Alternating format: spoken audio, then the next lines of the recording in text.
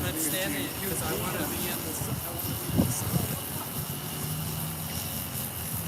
This is the best we can do for this fire. Oh, it's gorgeous. We took a good day.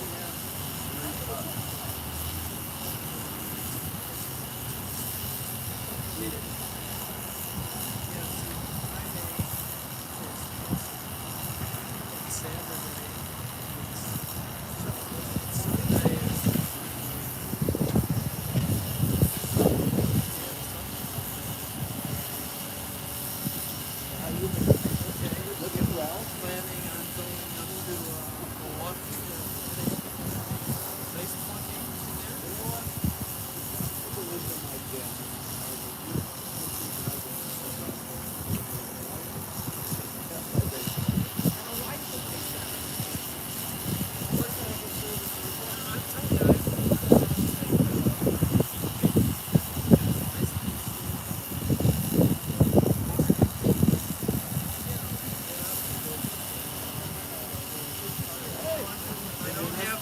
I don't have a $500 bill. You know, that, so I understand.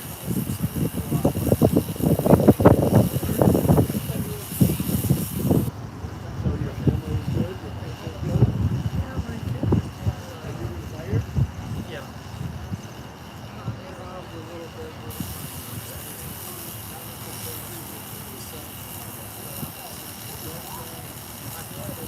baseball, softball. It's indoor.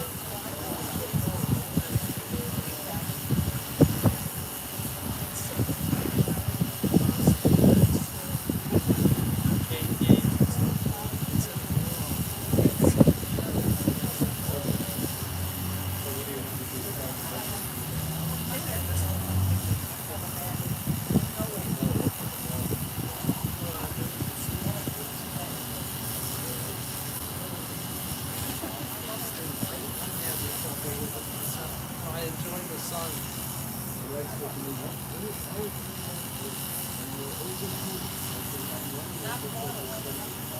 Boy, you are very good.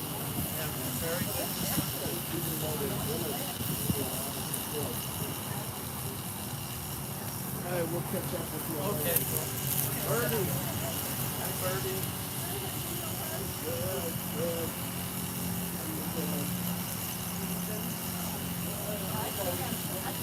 Your boyfriend? You win twice. Better than that. Chip's old friend and a neighbor. I think we started kindergarten together.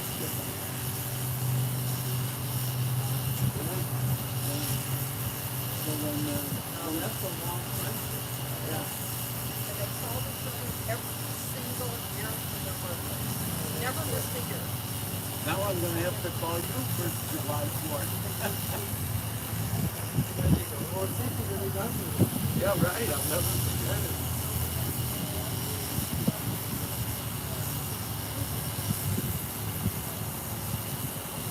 So Lori called me. She said, call anybody you know. So I called Howie Shapiro. Howie Shapiro. I don't think I would recognize you. Probably not. He probably won't recognize you. Well, okay. I called Al Slan, who's in California, and I was 10 minutes ago he called me on the phone, and I said, oh, good timing, we're on our way to Chip's funeral. So we reminisced, and who else did I call? I called my brother, my sister. I think most of Chip's friends are gone. Yeah.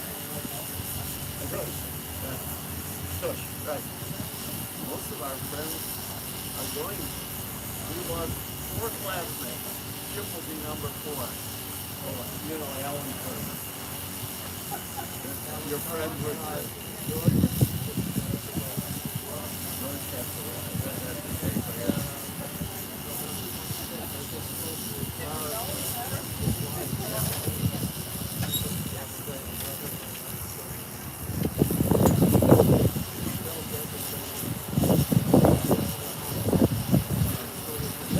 That was unexpected, wasn't it?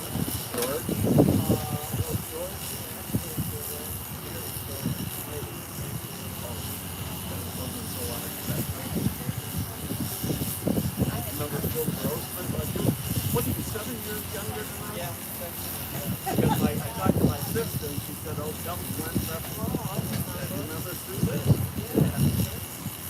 It's funny, I remember those days.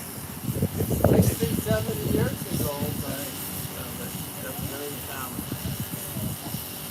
well, But we lived on 76th and Casey. You guys lived on 76th and Essex. Yeah, that was next door. Two houses was full numbers. There was a Harris over there.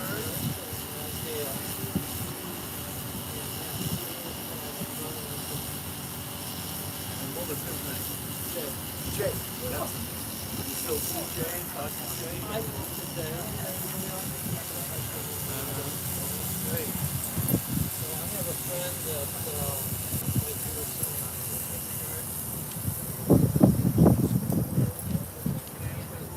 That's for me.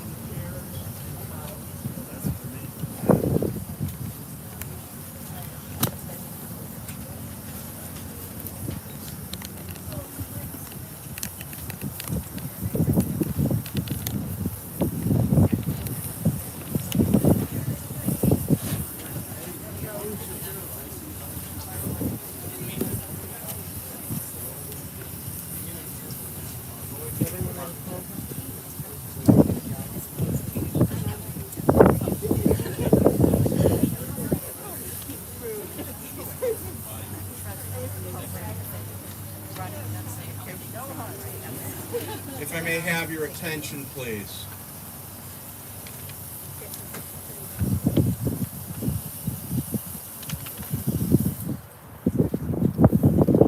We're about to begin our service.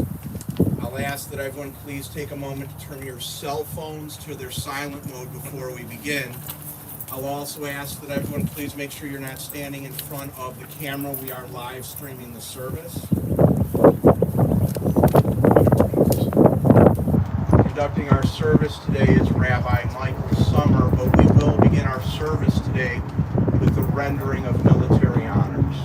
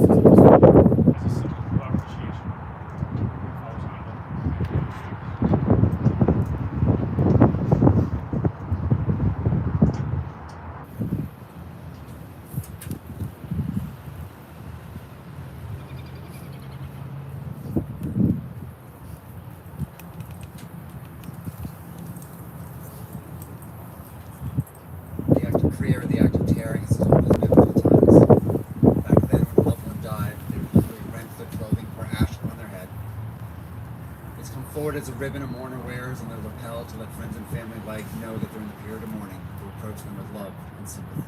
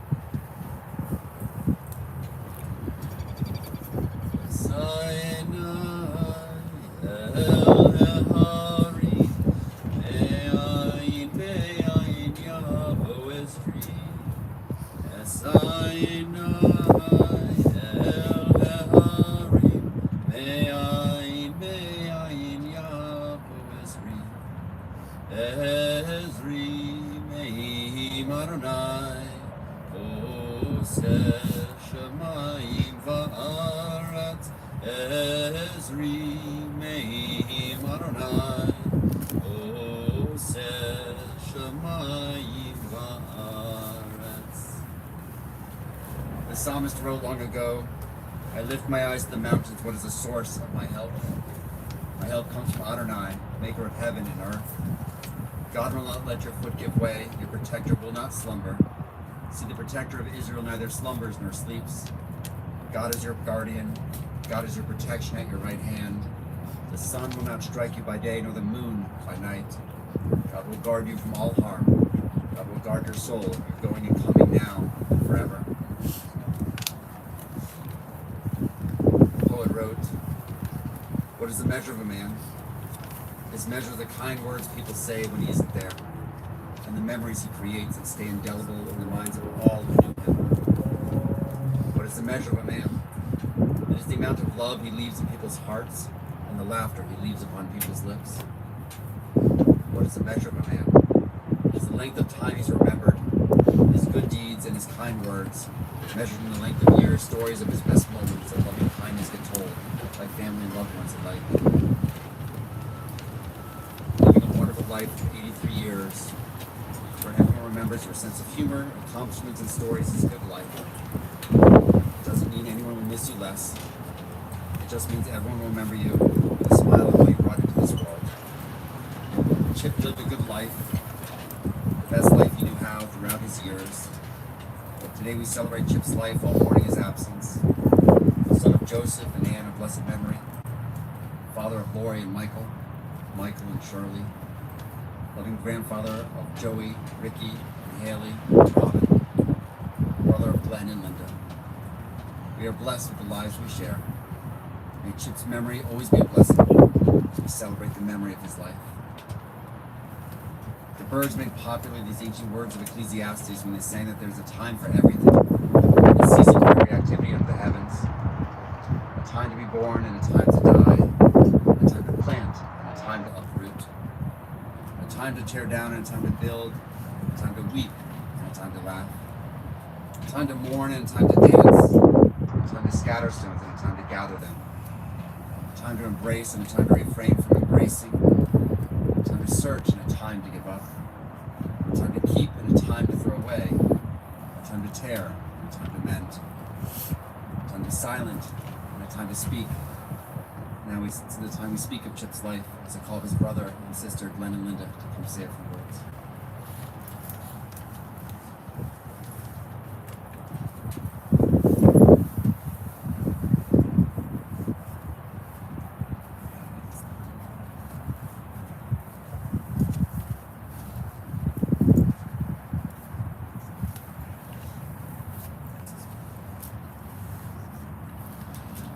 Good afternoon. I'm Glenn. I'm proud of my brother. I'm proud of my brother for what he endured over the last 16 years or so, having to deal with several medical issues that were going to take out somebody in a short period of time. I'm proud of my brother for the effort that he put in changing his last years to become more involved with his family. I love him for that. I also love him for the fact that he became known really in some circles as a superman.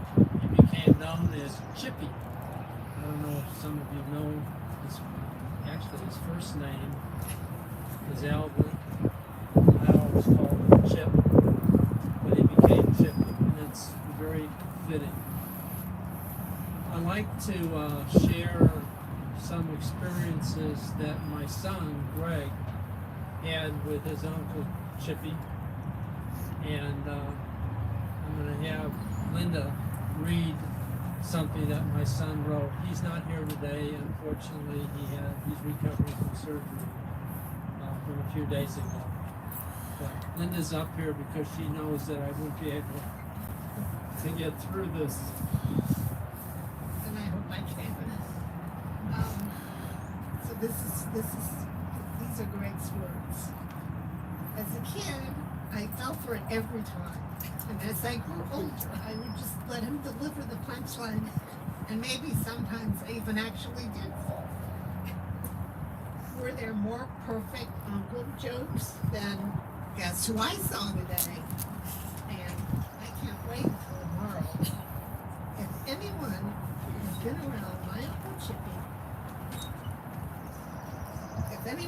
around my Uncle Chippy, they know the answers. Guess who I saw today? Everyone I looked at. And when you ask, well, what's tomorrow? And he said, I did better looking every day. There's no doubt that my uncle was a fun uncle. And boy, is it easy being the fun uncle. You just showed up, cracked a beer and a few jokes, right down the Shabbat table. I promise your nephew that when he got older, you'd cruise the mall with him for checks. And that's it. Rinse, repeat. You're a hero. And he played that role perfectly. It was also fun being the nephew that worked with him and got to know him so well. As we know, he loved order, but not necessarily cleanliness. The inbox, the change drawer, the stack of papers, and the stapler would always need to be in their place. Was there dust around them? Yeah, sure. But the articles were perpendicular and in their place, and that's what mattered. When I would finish my shift at the batting cages, I would make sure that everything was neat and ordered, except for the stapler. That I would twist ever so slightly, and sure enough, every morning it was back in its place at a perfect 90-degree angle. I would smile with delight, knowing that I could slightly torture my uncle without him even knowing what I was up to. Years later, when I would visit him at the furniture showroom, I'd make sure to find his desk and mess with the angle of his seat. I guess that was my version of everybody I looked at. Unc, you absolutely meant the world to me. I cherished all our time together, and all our phone calls, even when it was tough to hear and understand. You were so special to me and such an important part of my childhood. If you don't mind, I'm going to continue to share those jokes with my kids and my nieces. I love you and I will miss you dearly. Everyone here will give anything for another tomorrow with you. May your memory be a blessing. Love, Greg.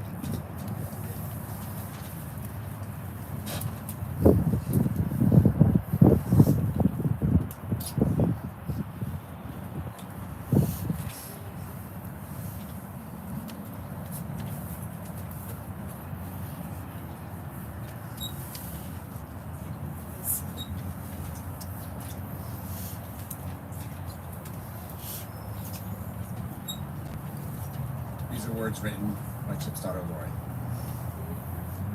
Those of you who may be watching from home, please know we feel your love and support and hold you close in our hearts. Chip wanted to live as a huge Cubs fan. One World Series was not enough. But there was another plan, and his body got the best of him. However, his mind was that of an invincible 16-year-old. There was no stopping him. Through all of his cancers, he never complained once. He just kept on going. He said it was like being a Timex watch. It takes a licking, but keeps on ticking. That was my dad, always trying to find humor in the most difficult situations. He was forever in sales and had the gift of gab. He could talk to anyone. He treated everyone he met like they were a long-lost friend. It could be the barber, the banker, or even the nurse at the hospital, to which he spoke Korean to. I never knew he could speak Korean. Dad was 17 when he left South Shore High School and joined the Army. That's where he learned Korean. He became a sharpshooter and was also part of a modern-day program where they trained soldiers to be dropped in by helicopters rather than marching.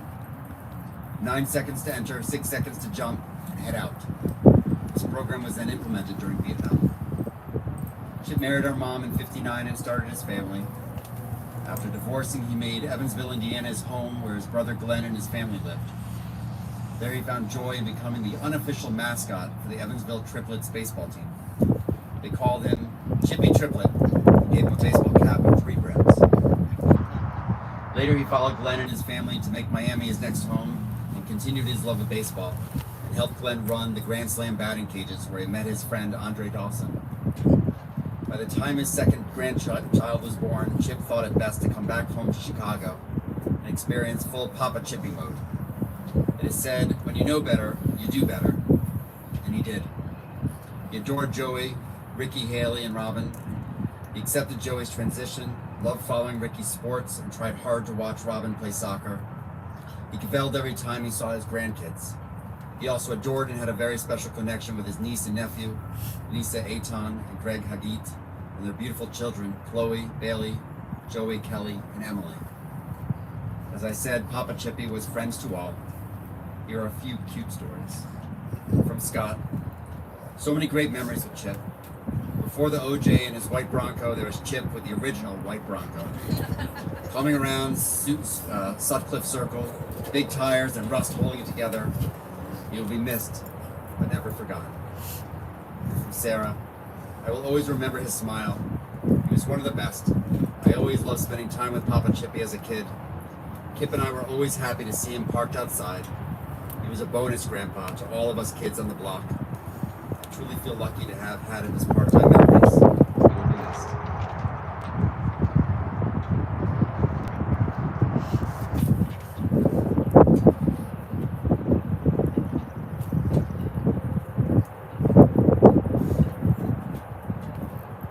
Chip, of course, was born in Chicago and attended South Shore High School, where he loved playing basketball.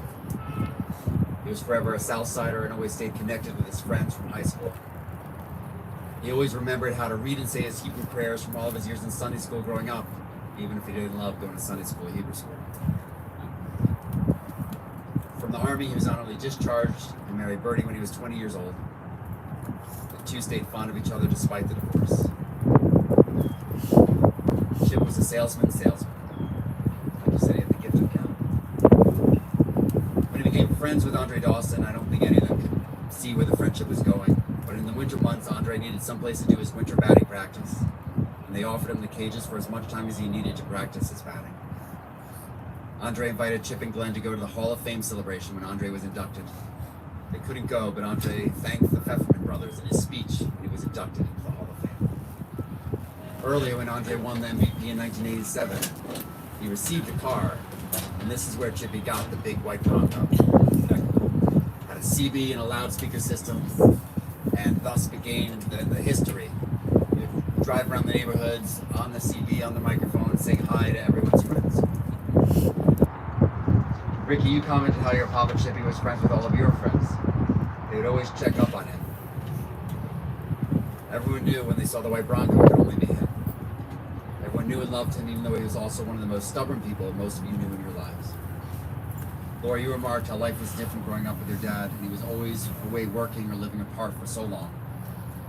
When he came back to Chicago in 1989, he became a wonderful grandfather. He loved you all dearly, grandkids, nieces, nephews. He was like a mayor. He knew everyone and would befriend anyone, anytime. He would hang out all over the place, the mall, the 7-Eleven.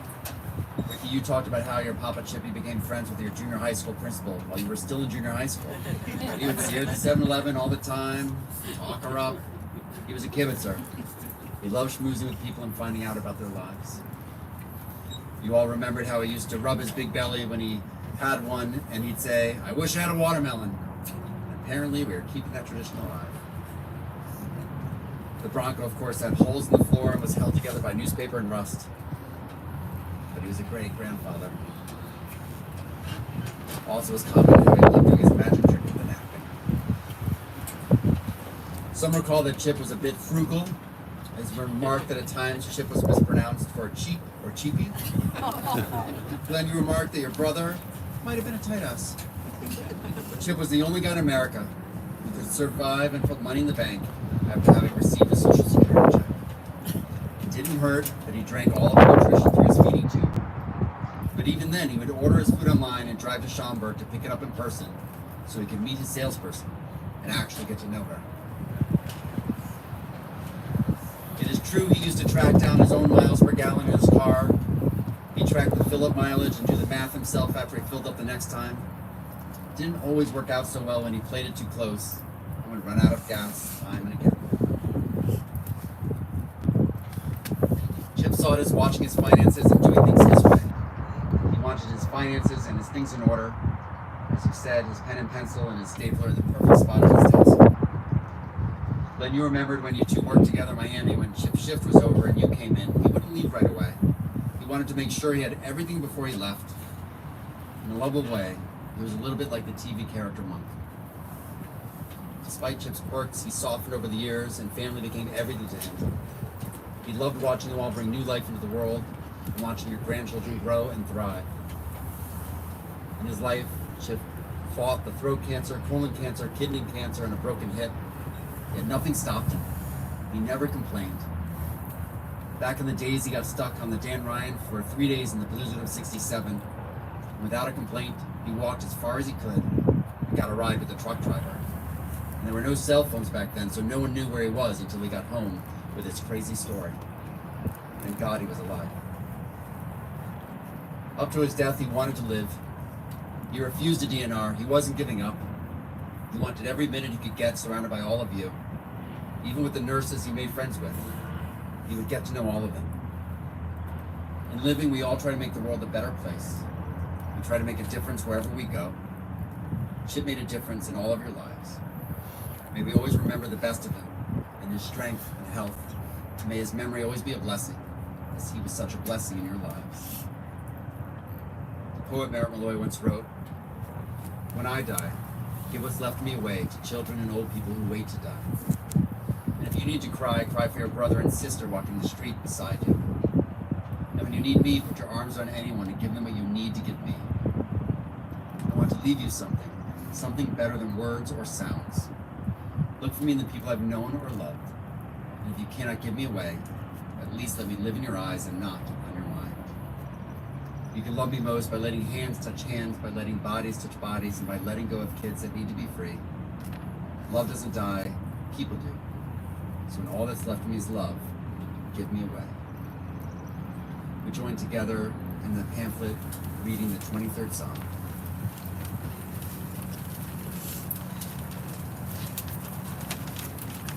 The Lord is my shepherd, I shall not want. He maketh me to lie down in green pastures.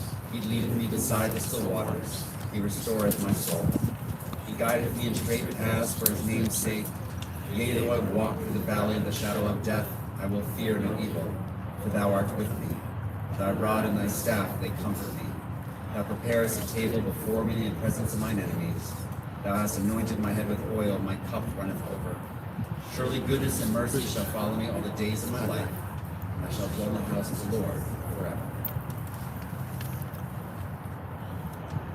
We rise for El Malay Rachamim, the memorial prayer.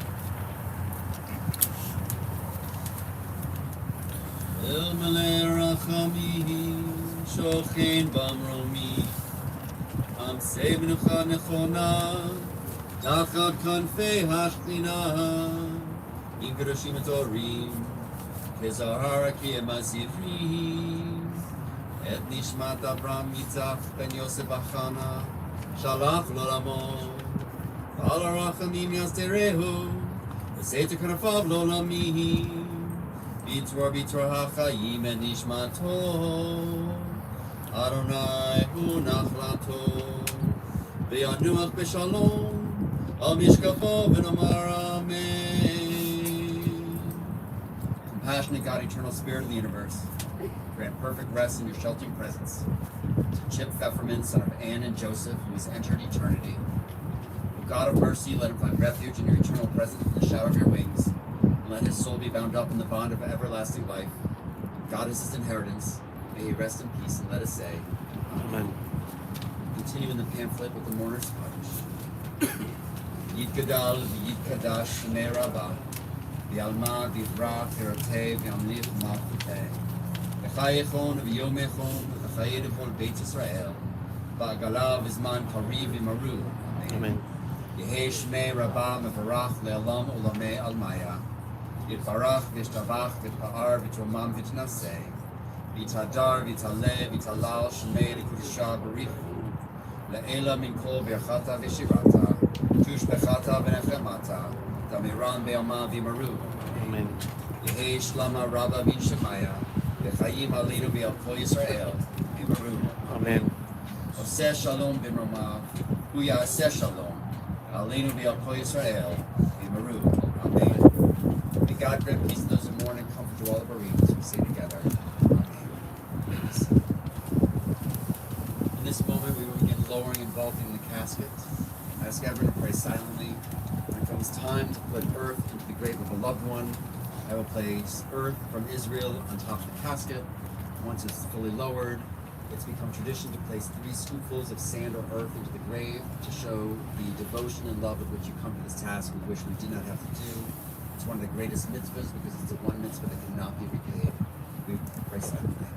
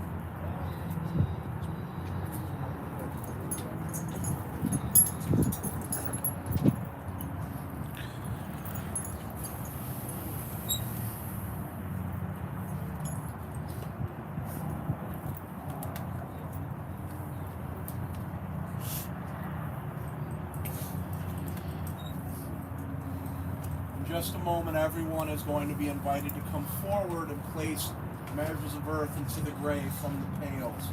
We would ask that the family be allowed to do so first. It's traditional to place 3 measures of earth into each person, places 3 measures, and then place the spade back into the shovel or pail. We also ask you to please be very mindful of your footing near the edge of the grave. The ground is soft and wet in some places, so please be very careful.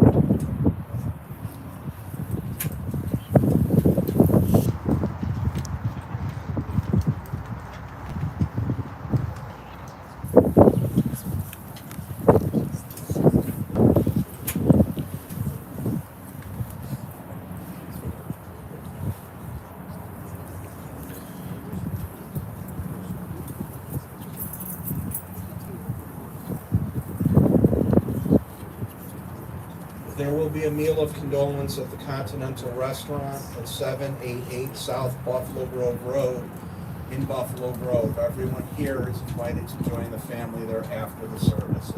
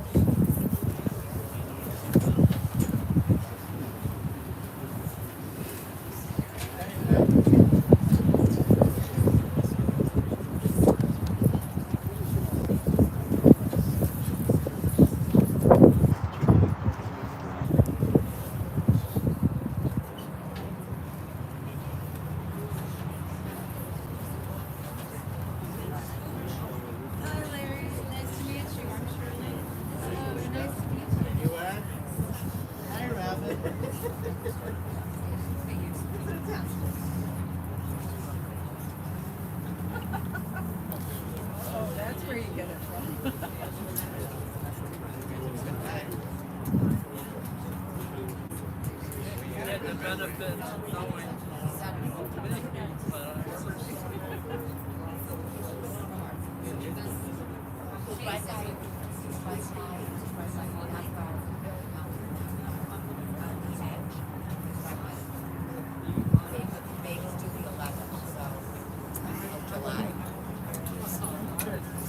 As soon as everyone is done participating, the gentlemen from the cemetery are going to use the equipment to complete the burial. If you would like to stay and witness that, you may do so. Or if you find that upsetting in any way, we're going to ask that you please return to your cars at this time. Thank you.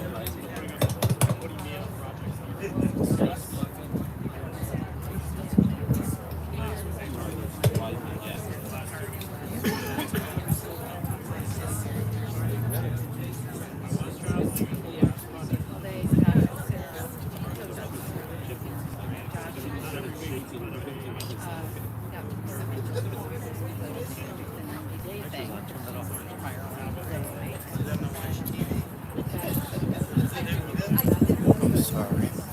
I'm distracted. Hard to find.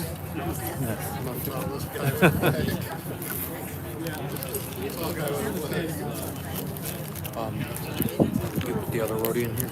No, it's still over there. It says over there. No, it's still over there. You I know. gotta- Do you want me to Yeah, put yeah, it- yes, please.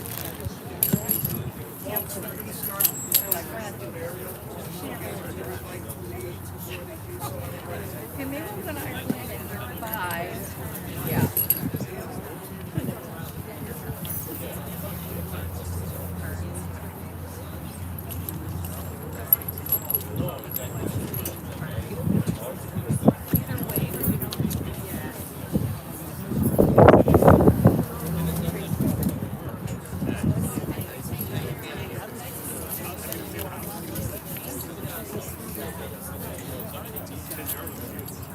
So I